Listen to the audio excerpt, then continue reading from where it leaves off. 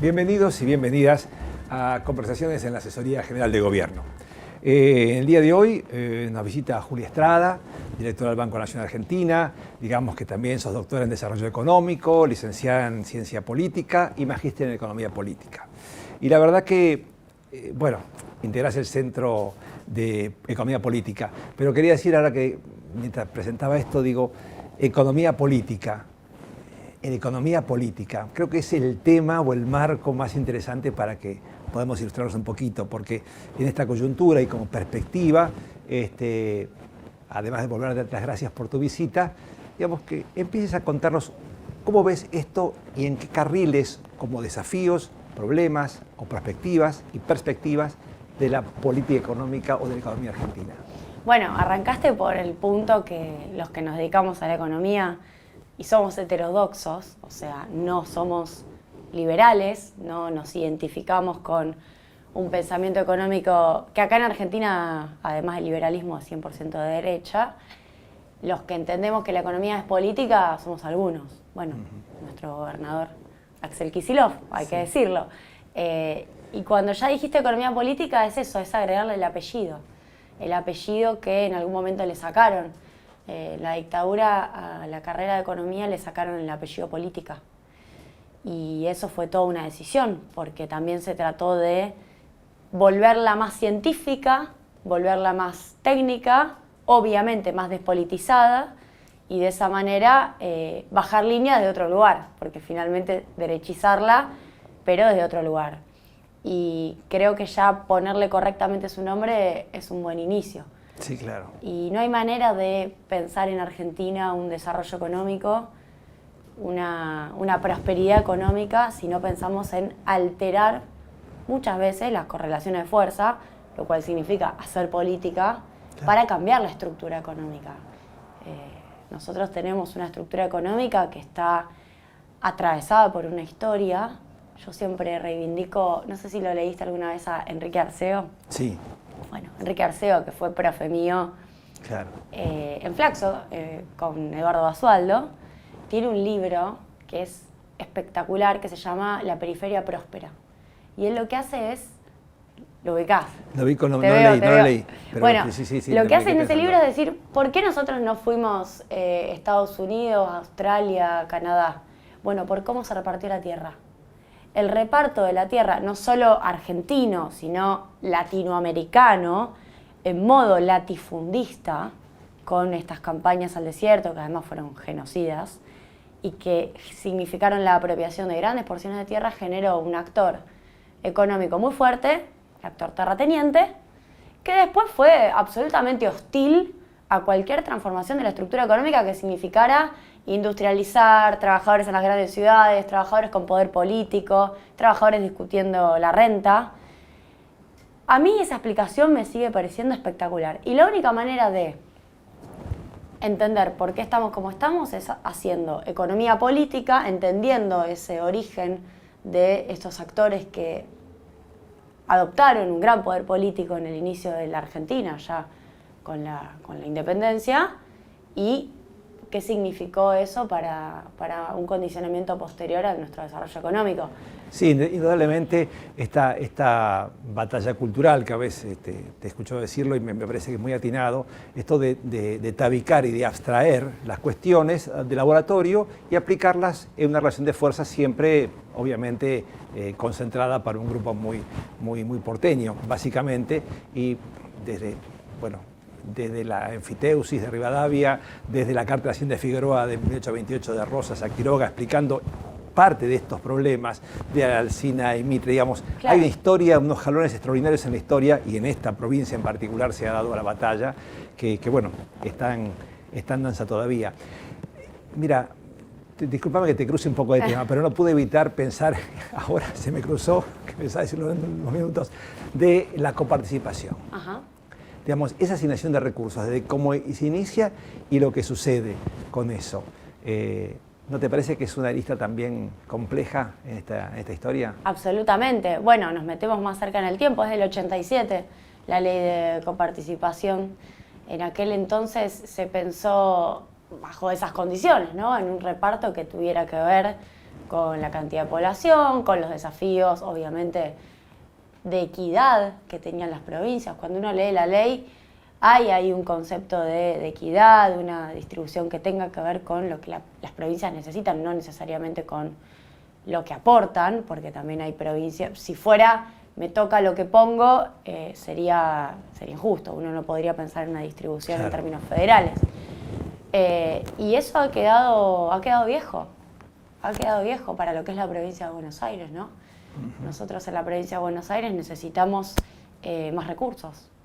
Sí, yo a veces lo he escuchado, gobernador, y he visto que desde una decisión que fue, creo, en la época de Armendáriz, Alfonsín, que hubo una compensación para el Estado, que después eso no sucedió, pero quedó, y después, paulatinamente, fue cada vez aumentando la población, aumentando la participación de producción nacional desde la provincia y bajando la coparticipación. Totalmente, y lo que es dramático es lo ocurrido, bueno, con la Corte Suprema de Justicia de la Nación, ya lo sabemos, con este fallo que en realidad no termina de resolver. Sí, lo curioso es eso, ¿cuál ¿no? es el porcentaje? No son va 5, son 2, haga 1,5. Claro, hizo una especie de una cosa salomónica, no terminó de ir a la cuestión de fondo, que es hacer un número, es ver realmente cuánto corresponde, y obviamente es castigar a la provincia de Buenos Aires. Aparte, cuando imagino... en realidad, los recursos que se están discutiendo eran de nación, ¿no? Era una cesión de nación a la provincia, no estábamos hablando de quitarle a alguna otra provincia. Esto también hay que aclararlo porque esa había sido la decisión, decisión del presidente. Y que la razón tiene que ver con un gasto que se transfiere, que era de la policía, o sea que los números son medios por eso oscuros. Digo, pero los números son oscuros porque en realidad no los quisieron hacer, pero son muy fáciles de hacer. Nosotros hicimos el número, efectivamente se le dio cerca de un punto adicional, más o menos, un punto más de lo que correspondía a Cava, con esa decisión de Macri de subir la coparticipación a Cava, que primero fue 3,75, luego subió a 3,5, en realidad se corrigió en el acuerdo con los gobernadores en un diciembre, durante el gobierno de Macri, pero es un cálculo que no se correspondía con esa transferencia de funciones, que por cierto la transferencia de funciones está prevista y es correcto, no está mal, porque además tanto Ciudad de Buenos Aires como Tierra del Fuego precisamente tenían esa característica de que se les podía asignar de acuerdo a mayores funciones. Y es medible, fácilmente medible. Ahora, es mensurable, que nos dedicamos a los números, digamos, hagamos algo mensurable.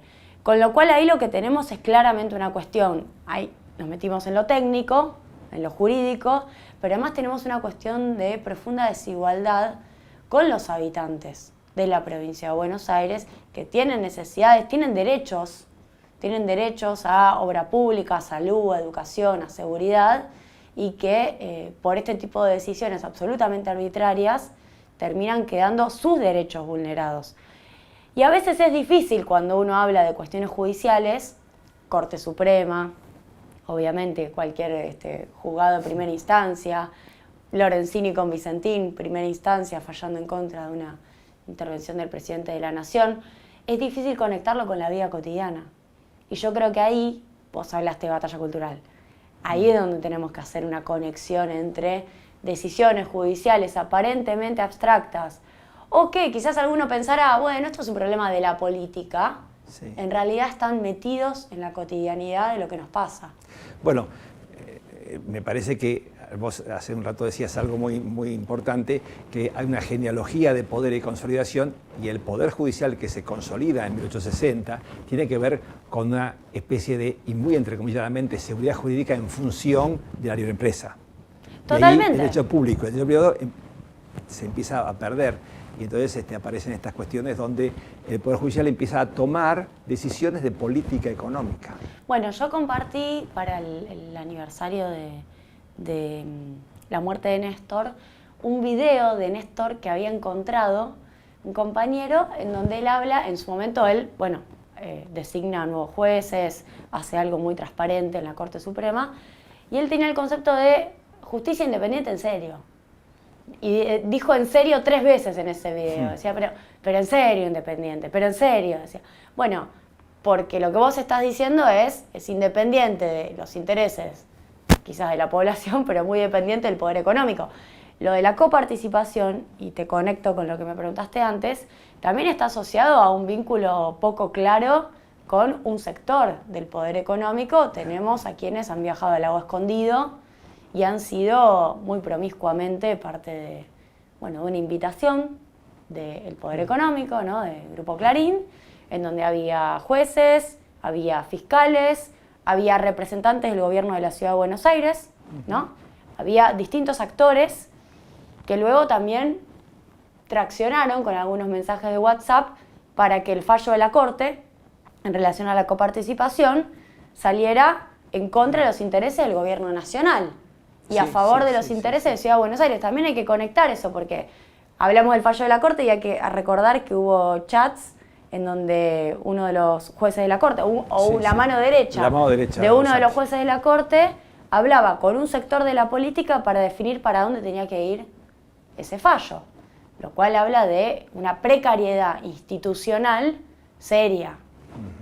A mi criterio es la vulneración de la precariedad institucional en su máxima expresión. Sí, incluso ahora que vos decías esas cositas que suelen pasar desapercibidas porque están dispersas, bueno, además por el abarrotamiento de información secundaria que se da, pero el hecho de, vos señalabas, hay un decreto que establece una intervención y un juez de primera instancia dice, no voy a intervenir, puede controlar. Hay un decreto que dice, mire, estamos en pandemia, hay una cuestión de necesidad de la información pública, entonces no es un servicio esencial, digamos, y estos son dos ejemplos entre miles.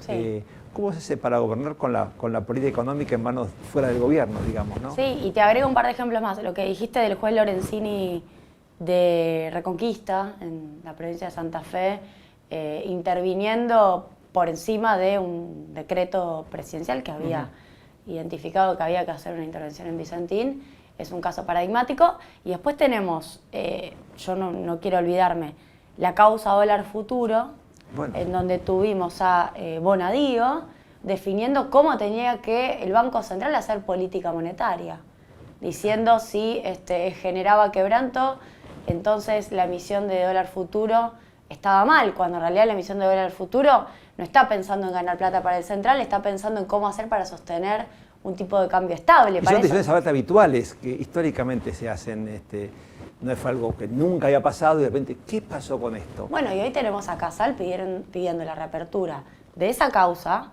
en donde se había indicado sobreseimiento. Claro. Digo, para recordar que esa causa, que fue un bochorno, que se demostró que el Banco Central, por además hubo una pericia, se demostró que el Banco Central había intervenido correctamente, era su facultad hacerlo, y sin embargo hay quienes hoy piden, por ejemplo, la reapertura. Te cito otro caso, las cautelares para intervenir en relación a el paquete de internet más barato que el presidente había sancionado, que había sacado por decreto en realidad. Claro. Un paquete más barato en el marco de la pandemia, en el marco de las necesidades que vos acabas de mencionar. Concretas y tangibles. De conectividad. En el marco de eso, interviene la justicia con una cautelar frenando eso, por ende dándole la oportunidad a las telefónicas de no ofrecerlo, por ende de tener una rentabilidad mayor. Te agrego lo mismo con las prepagas, donde también hubo una cautelar para limitar, en realidad, para frenar un límite a los aumentos, por ende para autorizar aumentos. Pero también las cautelares para autorizar venta de dólares para importar toallas o para importar en algunos casos neumáticos. Los que nos dedicamos a la economía sabemos que hay una serie de filtros para obtener dólares en Argentina y eso está muy bien. No cualquiera puede levantar la mano y decir yo quiero dólares.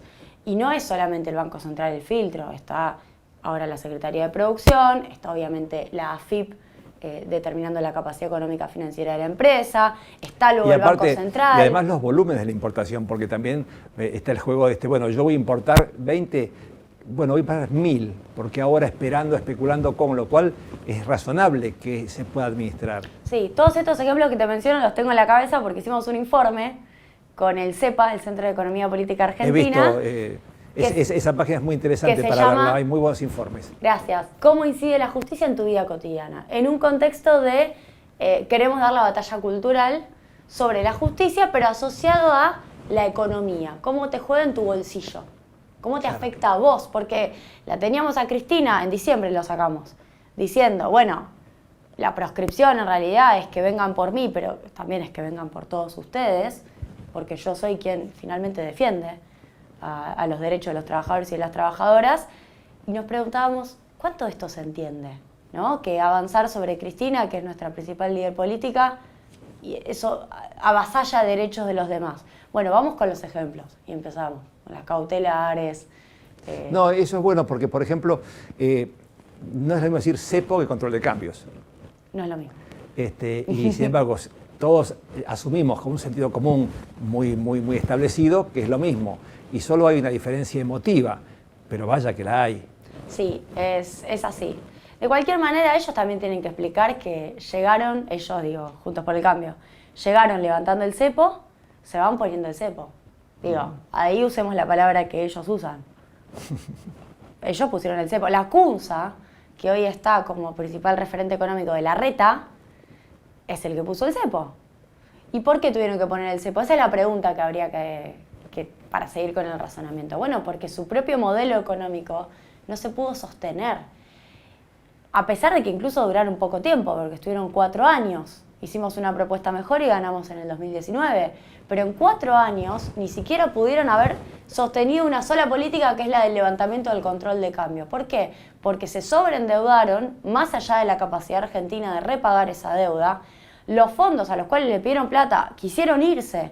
En el 2018 tuvieron que ir a pedirle al Fondo Monetario Internacional que les diera salida a esos fondos. Por ende, nos expusieron después de ese endeudamiento privado al endeudamiento con el Fondo Monetario Internacional. Si no recuerdo mal, la auditoría del fondo misma hizo bastante livianamente, hizo una observación que no tuvieron demasiado cuidado en controlar la fuga de capitales, concretamente hablando. Sí. ¿No? Algo así, ¿no? Ellos reconocieron en diciembre del 21, hicieron una auditoría interna, reconocieron que algunas cuestiones acordadas no se respetaron totalmente, pero, muy vivo el Fondo Monetario Internacional, ¿qué concluyó? Que la culpa fue de Macri. Claro. El Fondo Monetario le echó la culpa a Macri. Por eso nosotros decimos, Macri y el FMI son corresponsables del endeudamiento y de la crisis. Sí, además, el tema sería bueno por ahí que lo digas, porque a lo mejor no queda muy claro, a veces no endeudarse en pesos, endeudarse en dólares, endeudarse para gastos corrientes, endeudarse para infraestructura, la solidaridad transgeneracional, de cómo una generación ahorra para la otra, y digamos, el ejemplo de la obra pública. Bueno, durante 40 años mi bisabuelo ahorró para y se hizo la autopista X. De pronto, de la concesión. Bueno, pues nada, solo pintaba una añita y mantenela. Pero tu renta está sobre la base de un esfuerzo generacional, independientemente de otras cosas, ¿no? Pero me quiero quedar con esto, si podés ser un poquito, dale, ayudarnos con esto. Endeudarse en pesos, endeudarse en dólares, gastos corrientes o infraestructura y este tema del endeudamiento. Está buenísima la pregunta, porque en la campaña del 21 salió Macri con un gráfico, después lo repitió Vidal y varios más, que mostraba el endeudamiento en dólares de la gestión del Frente de Todos, ¿no? Dijeron algo así como 40.000 millones de dólares que tomamos de deuda nosotros. Absolutamente falso, primero porque si hubiéramos querido igual no podíamos, pues estamos en default. En realidad nos dieron el gobierno en default, ahora tenemos un riesgo país elevadísimo y no nos prestan porque estamos en reestructuración y ahora en periodo de gracia para empezar a devolver el capital dentro de un año. Entonces, primero, imposible tomar deuda en moneda extranjera porque los acreedores en moneda extranjera no nos prestan. Segundo, la deuda está nominada en pesos y eso es lo que importa a la hora de devolverla. Es decir, en qué moneda la tenés que devolver. Como diría Cristina, taca, taca. Tenés que juntar pesos para la deuda que tomó Alberto Fernández para financiar, entre otras cosas, déficit, entre ellos los puntos que gastamos en pandemia para sostener a las empresas. Y esa deuda en pesos se devuelve en pesos. Lo que hicieron fue convertir la deuda en pesos a dólares. Ahora, lo que importa no es cómo la expresás, sino en qué la tenés que pagar. Claro. Entonces, hay una primera distinción. Segundo, ellos tomaron deuda en dólares, cerca de 100.000 millones de dólares neto. Aumentó el stock de deuda en 4 años de Macri. Y hay que juntar esos 100.000 millones de dólares. No se paga con emisión monetaria del Banco Central, no te toman los pesos. Hay que juntarlos. Se juntan del superávit comercial, fundamentalmente, porque pedir deuda para pagar deuda no es una buena idea. Se juntan de ahí y se tiene que devolver. Vos pensás que en este periodo estamos, por ejemplo, con sequía. 22.000 millones de dólares nos faltan de liquidación. Y tenemos una deuda que hay que pagarla en dólares. Se entiende que no podemos pagarla de otra manera. Y la sequía claramente nos saca nuestra principal fuente de recaudación de dólares, que es obviamente nuestra actividad primaria exportadora, que trabajamos todos los días para que no sea la única fuente. Sí, claro. Bueno, vamos el domingo a inaugurar el primer tramo del gasoducto, que claramente es una fuente primero de reemplazo de gasto de dólares y después de generación de dólares. Pero entonces, un país que funciona en pesos tiene un grave error si toma deuda en otra moneda que no es su moneda. ¿Bien? Eso, que no es la moneda sobre la cual además genera ingresos. ¿Bien?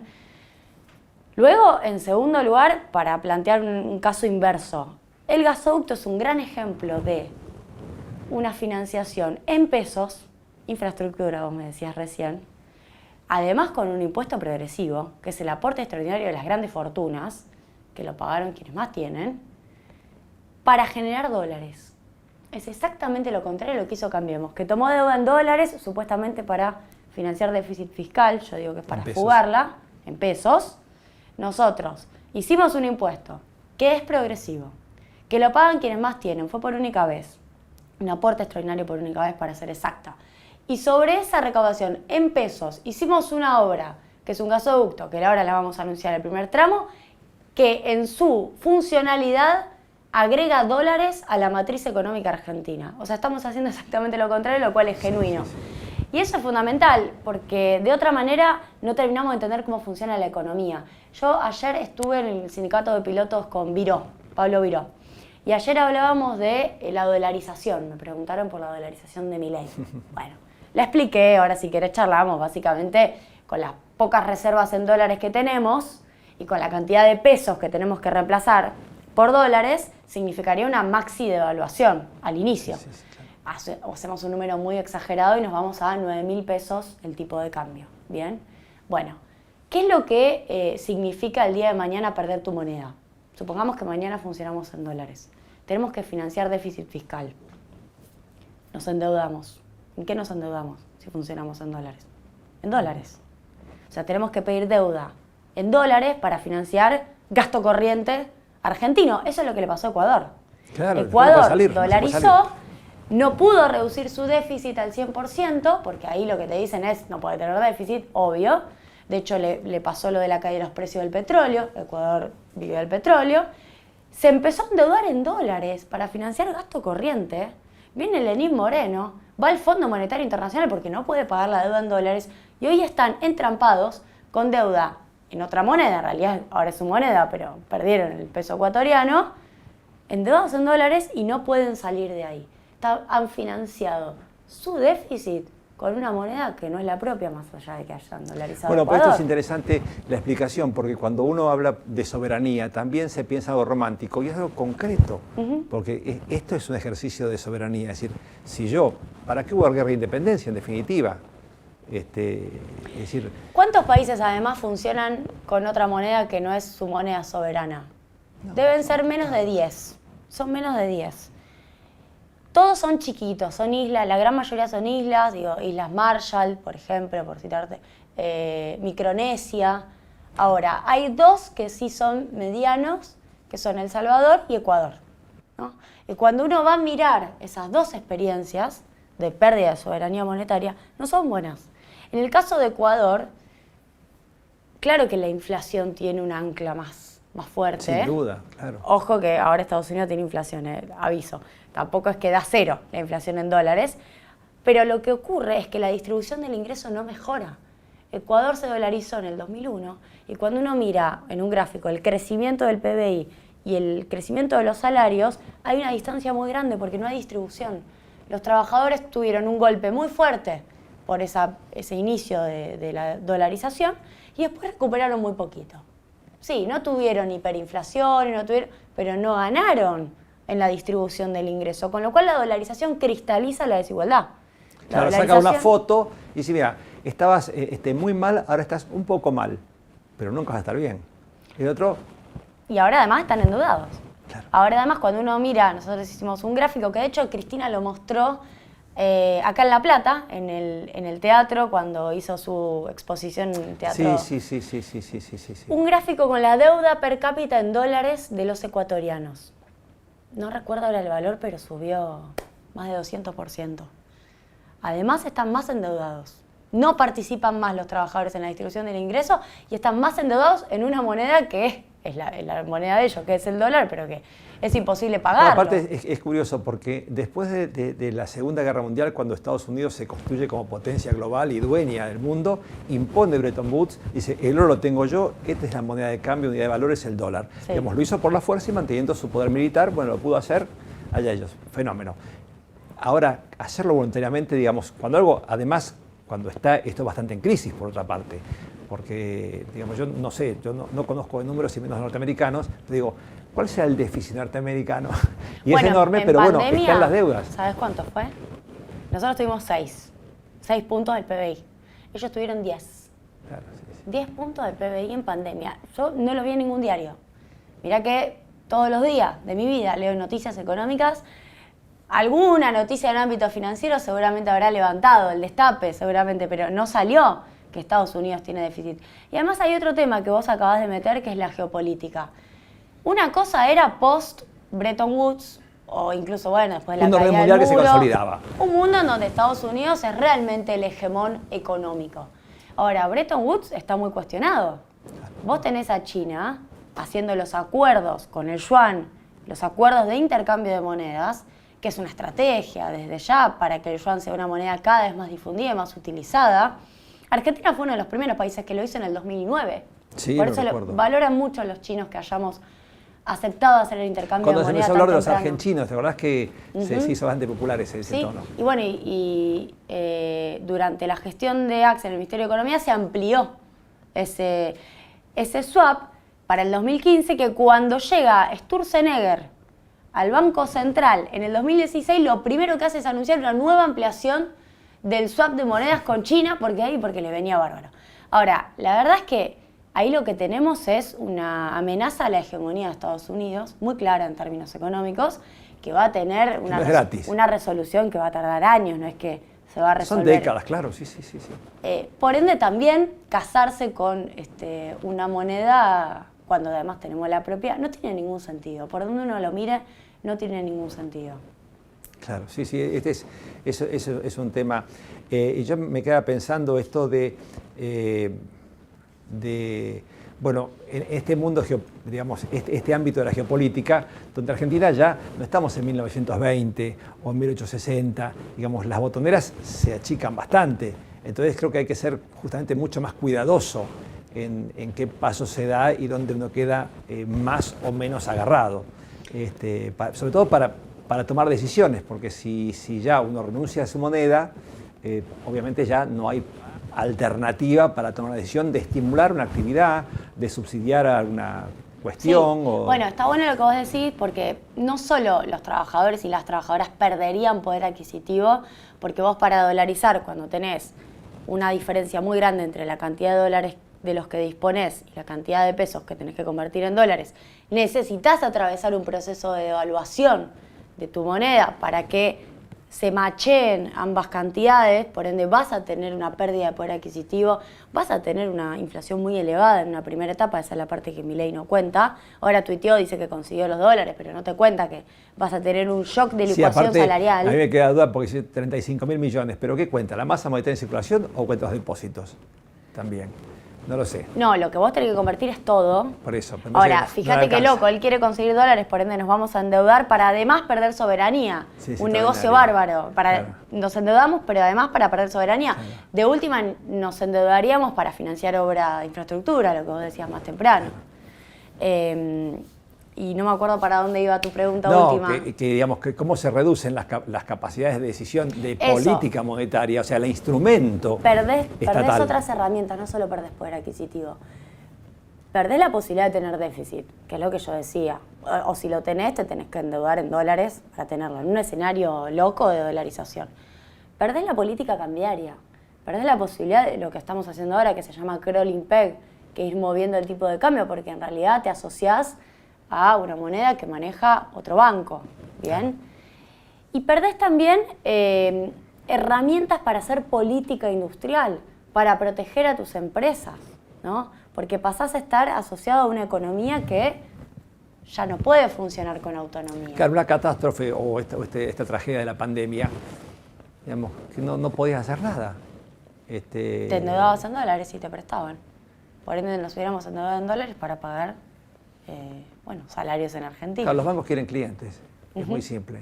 Los laboratorios quieren enfermos que no se mueran en crónicos, así siguen consumiendo su pastillita. Y los bancos quieren que alguien les pague toda la vida. No importa, no canceles, siga pagando. Sí. Hay una sola cosa de esta mezcla que hizo Vidal y que hizo Macri de pesos con dólares, que ahora nos dicen a nosotros que nosotros nos endeudamos en dólares y es falso. Que es que en algún punto yo percibo que alguna bala le entró. Porque nosotros nos cansamos de decir que el endeudamiento en dólares es malo. Entonces ahora ellos tienen que venir a decir que nosotros nos endeudamos en dólares. Bueno, déjame alegrarme con que alguna bala le entró. Hablando de cosas positivas como el gasoducto, digamos, esas grandes obras que a lo largo de la historia marcaron las diferencias. Me acuerdo del ferrocarril de Guaytiquín de Irigoyen, que también después de que el Senado conservador durante 3 periodos o 4 periodos no lo negaba, tomó plata del Tesoro y lo hizo con tecnología nacional. Recuerdo el gasoducto de 1.500 kilómetros que hizo Perón en el 47, también con plata que daba la empresa de gas. Y ahora este punto. Y pienso, en el ámbito de recursos, pienso en el litio. En el litio, en la posibilidad de verlo estratégicamente, de ver, hay proyectos de ley, vos habías dicho algo, estudiado algo de eso, de la cuota de litio y después te digo algo de eso, pero contanos algo de eso. Bueno, me parece que Argentina tiene que lograr crear una herramienta que incentive a la instalación de empresas que no solo sean de extracción del mineral, sino que también sean de procesamiento de ese mineral. Claro que el Estado lo está haciendo. Tenemos la creación de YPF Litio, que lo creamos nosotros bajo este gobierno, dependiendo de YPF. Ahora, necesitábamos a los actores, necesitábamos al sector privado, porque esa también es una discusión vieja del estructuralismo argentino y de la teoría de la dependencia.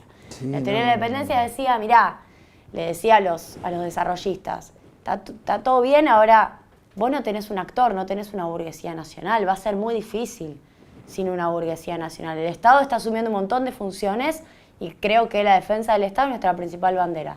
Ahora, que aparezcan los actores, que aparezcan y pongan la plata. Entonces, hay una discusión actual sobre una ley de cuota que lo que determina es una determinada cantidad de litio o de mineral que se tiene que procesar en Argentina, ¿no? Entonces, vos generás de esa manera un marco regulatorio, porque el Estado es un incentivador con su marco regulatorio de las decisiones del sector privado, para que se instalen empresas para procesar. Y que eso en algún momento te llega a la batería. Hay varias etapas en el procesamiento, no es que automáticamente uno hace baterías. Hace LFP, después celda, después batería. Bueno, eso es lo que tiene que pasar. Y desde ya, nuestro sector automotriz sería muy bueno que piense en utilizar el propio litio de Argentina en Argentina, procesado acá. Que nuestro procesamiento precoz vaya a otro país, a Brasil, digo, no hay que pensar en cruzar el charco. Alcanza con que piensen en Brasil o en Chile, que está pensando en una estrategia también, y que nosotros perdamos la posibilidad de procesar nuestro propio litio. Lo dijo Cristina, tratemos de no ser Potosí. Sí, esa imagen fue muy fuerte en comparación. Por ejemplo, está el plan Gas-AR, que fue está siendo muy exitoso. Digamos, ahí el Estado argentino articuló bastante bien con privados, garantizándole que no solo 3 meses al año, sino que hay una demanda sostenida, y hubo inversión privada muy buena, y el millón de TBU que ofrece el precio por millón de TBU ha sido sustancialmente menor del que parecía, independientemente ahora de la coyuntura de guerra y ese tipo de cosas. Totalmente, ¿verdad? Bueno, desde la propia estatización de YPF en el 2012, en donde YPF se convierte en un actor gravitante en el mercado de hidrocarburos. Hace un acuerdo con Chevron para poder explotar Vaca Muerta, que yo recuerdo que Vaca Muerta no era considerado una reserva valorizada. No, para nada. Era un recurso, no era reserva. Entonces todavía no estaba determinado cuánto se podía sacar de ahí, porque los expertos te decían, mirá, Los números hoy hacen que sea inviable la explotación por lo costoso. YPF puso el costo hundido, ¿para qué? Para que se pueda valorizar y para ponerle un número a la cuestión. ¿Bien? Y además desarrolló la tecnología, junto con el acuerdo que mencioné antes. Después vinieron los privados. Fíjate el rol del Estado, es lo que dice Mariana Mazzucato, el Estado emprendedor. En el libro El Estado emprendedor, que yo lo doy en clase, Mariana Mazzucato dice, el Estado asume riesgos que el sector privado no quiere asumir. Y nosotros, en la discusión pública, seguimos como si estuviéramos hace 2 siglos en el marco teórico de la falla de mercado. El marco teórico de la falla de mercado dice el Estado aparece cuando falla el mercado, cuando tenés un problema exógeno, viene y sutura y resuelve. No, dice Mazzucato. El Estado va primero, hace la prueba, pone un montón de plata, pone recursos públicos de todos nosotros para experimentar, para ver si funciona. A veces sale bien, a veces sale mal. Cuando sale bien, crea un negocio, crea un mercado y después viene el sector privado y pone la plata. El mejor ejemplo de eso fue YPF. Ella lo pone con el iPhone. Y va contando cómo las distintas partes del iPhone fueron en distintos momentos de la historia, de la década del 70 hasta más o menos el 2000, financiadas por áreas, departamentos de investigación de Estados Unidos, las Fuerzas Armadas, sí, investigación aplicada. Mucho el complejo militar industrial. El complejo militar industrial muy fuertemente. La NASA aportó recursos para...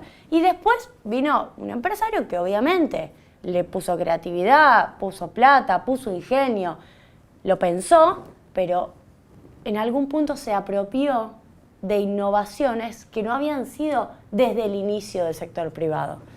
Entonces, ¿por qué te voy hasta atrás con YPF? Porque con YPF tuvimos esa situación. Y después, para poder sostener la explotación, porque el Estado tampoco puede resolver el 100% de la actividad económica, se diseñó un esquema de incentivos, que es el Plan Gas, para que se pudiera lograr que el sector privado pusiera plata, ¿no? Con YPF siempre como actor principal, gravitando, definiendo precio de referencia y demás. Ahí tenemos un rol para replicar en un montón de sectores, como el caso del litio. Claro que sí. Me quedé pensando también que, y volviendo a la cuestión del judicialismo y la deficiencia de la política, como fue gradualmente, un poco en general, cediendo terreno a una cuestión, ya en los 60, 70 se constituyó en Estados Unidos, el realismo norteamericano viene diciendo, pero ¿quién gobierna? Acá lo descubrimos un poco después, pero trágicamente, pero bueno, está. Y pensaba que en la reforma 94, que a mí me parece un gran desastre en general, perdón, con todo respeto, pero esta cuestión de la asignación o la nominación de los recursos naturales como propiedad de provincias, que está muy bien en cuanto a, me parece, a tangibilidad y para que nadie quede excluido de eso y que no quede en manos del poder central, pero me parece que en los hechos fue nada más que la posibilidad de que todo se reparte entre poquitos y las grandes corporaciones arreglen por ahí con estados pequeños y que se rompa la idea de Estado general y los intereses se desnacionalicen y se queden por vericuetos, ¿no? Bueno, qué difícil va a ser transitar eso. Ese para nosotros, es un tema para trabajar. La combinación entre federalismo, porque es nuestro régimen, ¿no? Nuestro sistema, entre federalismo y cómo el federalismo no sea una herramienta del poder económico para dividirnos y para obtener más diferencia, sino que en todo caso sea una herramienta de reparto y de equidad, no de arreglo. Yo creo que de cualquier manera en la discusión del litio, lo que a mí me tocó, vi un nivel de conciencia muy elevado de los gobernadores que les toca tener el recurso, ¿no? Bajo tierra, y una preocupación también muy grande para que eso no quede en manos de unos pocos. Y me parece que tenemos todas las chances de dar, a mi criterio, unos buenos pasos para lograr la industrialización. Yo pongo como título, el objetivo es la industrialización del litio, la industrialización. Sí, aparte, yo recordaba más o menos cuando uno estudiaba historia económica, que en los 20, en los 30, con la sustitución de importaciones, empieza a haber una política que se percibe rápidamente como que eso va a ser en contra del sector agropecuario. Y empieza una guerra que nos sigue sumiendo en una tragedia hasta el día de hoy. ¿Cómo superar ese punto? Es un gran tema, ¿no? Sí, yo lo que creo es que nosotros tenemos que lograr explicar algunas cosas, ¿no? Vos estabas hablando de cómo el sector agropecuario o el campo... Que no perciba, como al contrario, ver la ventaja de imbricar eso, que está pasando en algunos sectores, pero digamos, históricamente hay una conciencia como, bueno, o industria o campo, como si fueran cosas Pero yo creo que es un poco lo que dije al inicio. Nosotros lo que tenemos es una discusión de fondo con algunos actores económicos que se configuraron con una determinada idiosincrasia y con una determinada forma de entender el mundo, allá con los orígenes de nuestra Argentina, que están posicionados en contra de un desarrollo industrial. Nosotros no hemos resuelto el péndulo argentino a lo Marcelo Diamant.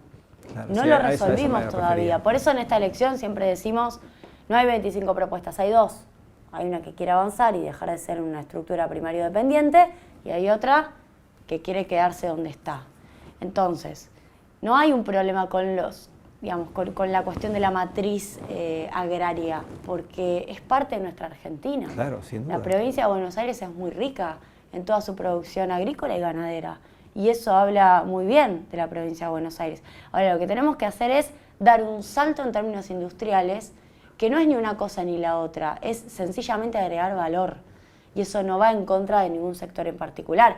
Tal vez sí, algún poder relativo de algunos actores del agro se va a sentir que pierde peso. Claro. Pero no va en contra del agro. Vamos a discutir, en todo caso, quiénes son los actores económicos en Argentina que tienen que tomar decisiones. Parece ser que este tema, bueno, en la política económica se ve mucho, que a veces uno dice, pero gana o pierde, y lo que está en danza a lo mejor es la capacidad de ser el único que decide. Exacto, siempre por eso la economía es política, porque finalmente cambiar la estructura económica es un problema de poder, es un problema de quién controla, de quién maneja. Y siempre es un problema eso. Yo siempre cuento una anécdota. Mi papá era dirigente sindical de la Unión Obrera Metalúrgica en Acindar, una empresa de aceros. Hoy es ArcelorMittal, sí, claro, el monstruo del acero del mundo. Y él me decía algo que era muy llamativo, y me pasa lo mismo con los dueños de Argentina, ¿no? Como diría Majul, que escribió 2 tomos, Los dueños de Argentina, que es a los empresarios o a los dueños de Acindar, los Acevedo, ¿no? La familia Acevedo, lo que más le molestaba es que nosotros tuviéramos control del proceso productivo. ¿Por qué? Porque teníamos delegados, porque podíamos comunicarnos con los delegados y definir, no necesariamente hacer un paro de la planta, que obviamente duele el paro, molesta, sí, claro, sino a veces cambiar los ritmos de producción, o en un conflicto que tuvieron allá por 1991 por las reconversiones productivas, negociar mano a mano con la empresa qué cambios sí, qué cambios no, en términos técnicos. Lo que más le molestaba a la empresa tal vez no era la discusión específica de los cambios, porque tal vez tenía razón, hasta el sindicato y la empresa se ponían a poner de acuerdo. Sí. Lo que le molestaba era que el sindicato tuviera poder, que los delegados tuvieran poder.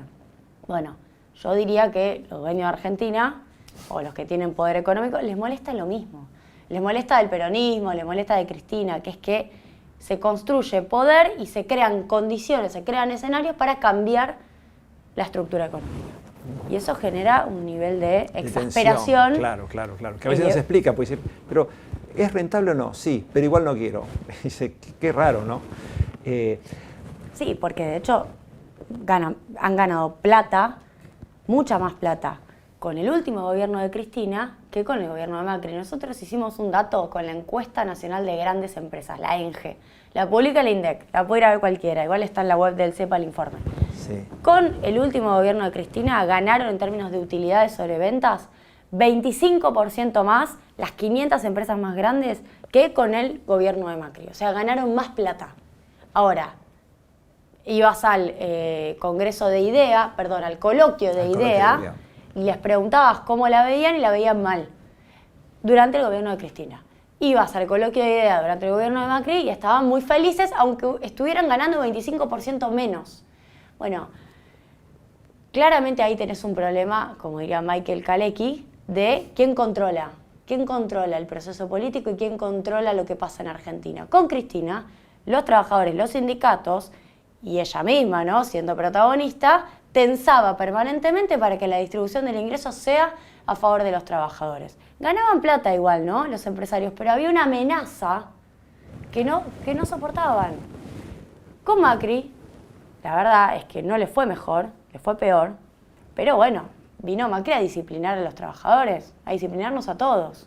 Entonces había una calma en relación a este no va a ser un problema. No voy a tener un problema con los trabajadores, además que hubo persecución sindical. Sí, claro, fue muy duro eso. Y finalmente eso puede ser más importante que cuánta plata ganás. Y ahí es donde nosotros tenemos un desafío en términos de batalla cultural. Porque el peronismo finalmente es el único espacio político, ¿no? Grupo que busca gobernar la Argentina, grupo de dirigentes, de compañeros, que le puede dar al mismo tiempo expansión y transformación a la estructura económica y ganancias a los empresarios. Porque con Macri, en el 18 y en el 19, a muchos les fue mal. Que habían tomado deuda en dólares, que tuvieron las devaluaciones y los balances les quedaron medio dado vuelta. Claro. Entonces ahí también tenemos una tarea. Ahora se abre un periodo económico que está ya mostrando, aún con esta deuda gravísima, del problema de la distribución de la riqueza muy despareja y con trabajadores pobres, que es un fenómeno también novedoso, ¿no? Pero ¿vislumbrás una perspectiva en el sentido, o qué aristas te parece que son las que van a ir sacándonos de esta cuestión? Bueno, vos lo dijiste, el contrato electoral, cumplirlo en la etapa que viene. Digo, yo decía en una entrevista en C5N el otro día, no es ganar por ganar, porque Cristina ya nos dijo que es ganar con un programa en estas elecciones, es ganar para llevar adelante un programa, no porque solamente queremos evitar que venga la derecha argentina a retroceder. Primero eso, pero segundo hay un programa, y en ese programa el punto número 1 es mejorar los ingresos y los salarios de los argentinos, que es lo que, por distintas razones, ¿no? Hay una combinación entre voluntad política pero condiciones estructurales, en el gobierno de Alberto Fernández no se pudo hacer. Digo, condiciones estructurales, es muy claro, los fenómenos de la pandemia, luego la guerra y la sequía, y la verdad es que son cosas muy extraordinarias que le pasaron al gobierno de Alberto Fernández. Más allá de cualquier cosa es indudable. Pero también hubo una discusión política muy fuerte, el ejemplo de la suma fija. La suma fija ocurrió ese debate el año pasado, allá por octubre, noviembre del año pasado. Bueno, no se puso de acuerdo distintas partes del gobierno, no se llevó adelante. Para mí debimos haber puesto una suma fija. Entonces, lo que hay que hacer es mejorar el nivel de ingresos como punto 1. Como punto 2 de ese programa, hay que realmente tener una reestructuración del acuerdo con el fondo que signifique ver la posibilidad de cancelar, en algún momento cancelar. Hoy en día ese acuerdo no tiene una fecha de finalización clara. Es crónico. No sabemos, claro, estamos todo el tiempo pasando de un tubo de ensayo a otro. Estábamos en el acuerdo stand-by, ahora estamos en el Extended Fund Facilities. No sabemos finalmente cómo sigue la historia, porque, bueno, en este momento estamos discutiendo el tema de las metas, el FMI no reconoce la sequía. Y los sobrecargos, el tema de las tasas, me quedé pensando, y los sobrecargos también, que ese es un dato, porque no es una moneda. Y además, habiendo la Reserva Federal dispone a ajustar alguna tasa o por inflación o por lo que sea, y a nosotros nos pega un garrotazo. La tasa del Fondo Monetario Internacional se compone de dos partes. Es primero la tasa de los DEX, que es la moneda del fondo, los derechos especiales de giro, y luego unos adicionales. Esa tasa, per se, ya está aumentando por la suba internacional de las tasas de interés de la Reserva Federal, del Banco Europeo. Recordemos que los DEX es una canasta de monedas y inciden las tasas de esas monedas. ¿Bien? Entonces ya está subiendo. Y además Argentina tiene sobrecargos. ¿Y por qué tiene sobrecargos? Porque nos dieron más de nuestra cuota. Nosotros tenemos una cuota, nos dieron a nosotros no. Le dieron a Macri más de la cuota y pasamos más del tiempo que tendríamos que haber pasado sin pagar, que tuvo que ver con el momento en que se produce la transición de Macri Alberto, quedamos desfasados y además tuvimos la discusión con el fondo, el acuerdo, quedamos sin pagar en los plazos del stand-by. Entonces tenemos que pagar un sobreprecio, lo cual es absolutamente injusto y hasta en términos de debate a nivel de la diplomacia internacional se ha hecho una tarea. De hecho, el presidente Alberto Fernández viajó a Portugal. Portugal en su momento pagó sobretasa. Y el primer ministro de Portugal le dijo a Alberto, yo te apoyo para que el FMI no te cobre sobretasa. Por ende, ahí ya había una traba que se podía sacar porque se podía argumentar que si Portugal había pagado no podían ser más beneficiosos que en Argentina. Luego, además, hay un comunicado, si no me equivoco, del G20, diciendo que las sobretasas sería bueno que no aplicaran. Y además tenemos un escenario absolutamente adverso de ya las subas de tasa, como te dije, la tasa base ya subiendo. Bueno, te agrego la corresponsabilidad a la discusión de fondo. El origen del problema, la corresponsabilidad del FMI y el gobierno de Macri en la crisis económica argentina, en un acuerdo que fue absolutamente inédito por su tamaño e irresponsable, y sobre el cual además tenemos que pagar hoy sobretasas. Creo que tenemos una decena de argumentos para que eso no ocurra. También hay un mundo, desde ya, muy hostil, que quizás tiene un discurso heterodoxo en foros internacionales, pero a la hora de aplicar políticas... No, al contrario, se ha vuelto cada vez más ortodoxo. Más bueno, ya cuando Piketty encendió esas alarmas hace, no sé, 7, 8, 10 años sobre el capitalismo y la financiarización, cómo va superando la economía y los graves problemas que hay, que eso trae a la bueno, Stiglitz real. Sigue dando batalla en relación a cambiar algunos criterios. Yo cité a Piketty porque Piketty no es, digamos, ideológicamente... yo te entendí Stiglitz. No, yo decía Piketty que no está, entre comillas, sospechado de ser que es de izquierda, que es marxista. No, pero bueno, vale economía real. Sí. Y Stiglitz sí, indudablemente. Sí. Pero fíjate el doble discurso, porque salió el otro día el artículo de El Fondo, en el blog del Fondo, sobre las causas de la inflación asociadas a los beneficios empresariales. Vi la tabla esa que mostró el Blanchard, ¿no? El autor de la Blanchard, no me acuerdo, que los componentes de la red empresaria, cómo fue creciendo en el total del precio. Bueno, eso a la hora de recomendar políticas no se traduce en algo muy concreto, ¿no? Ese blog del Fondo está buenísimo, ¿eh? Todos lo usamos para nuestra discusión pública. Ahora, como decimos en las comisiones, no quedó en actas en ningún lado esa parte. Es un chiste de abogado el que acabo de hacer. Sí. No quedó asentado en ningún lado.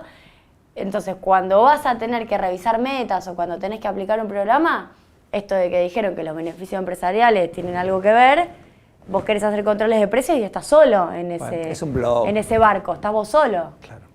Entonces ahí también, bueno. Bueno, y ahí viene, y ya estoy redondeando un poquito, porque me quedaría todo el día haciéndolo, pero vos tenés mucho que hacer. El concepto de inflación y causas, ¿no? Multicausal, bueno, es cuantitativo. O sea, pues, qué viejo que es eso y cómo quedó la batalla cultural, ¿no? La teoría cuantitativa del dinero. Todavía queda eso. Y bueno. Sí. Por cierto, el artículo del Fondo cuestionaba a la teoría cuantitativa del dinero, que dice que la inflación se genera por la emisión monetaria. De hecho, tiene dos grandes razones la inflación en Europa. La de los beneficios empresariales, que van aumentando el markup, pero además los costos de la energía. Por ende, tiene una combinación entre teoría de los costos y además la formación de precios, los formadores de precios. Mira, en Argentina, hablar de inflación en poco tiempo es un desafío, así que voy a decir algunos títulos. Pero en Argentina yo creo que principalmente hay un problema macroeconómico que tiene que ver con la falta de dólares. Porque yo te podría decir, hay un problema macroeconómico asociado al exceso de emisión monetaria. No, asociado a la falta de dólares. ¿Por qué eso tiene algo que ver con la inflación? Bueno, porque en la historia argentina el tipo de cambio y los precios van muy de la mano. Hay una correlación lineal muy fuerte.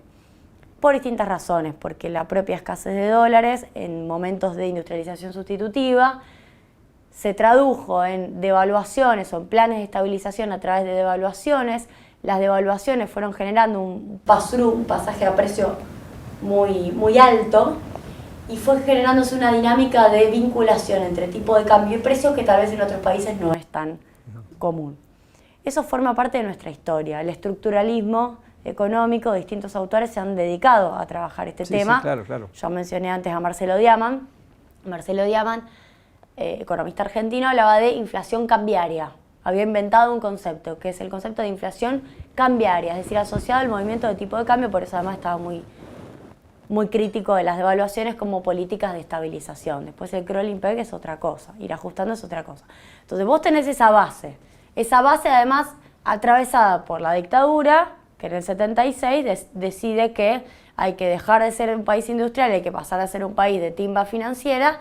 Con el sobreendeudamiento que genera, produce más crisis y más inestabilidad económica que vuelve a atarnos al movimiento del dólar con mayor fuerza. Sí, que es lo hizo más, desde Quiere Bacena, de Celestino Rodrigo, desde Martínez Dios, todos fueron en el mismo sentido. Tuvieron más inflación que en otro momento de la historia. Sí. Durante el 76, 77, 78 la inflación fue del 170% esos años. Lo digo porque a veces uno cree que la inflación es un problema de los populismos.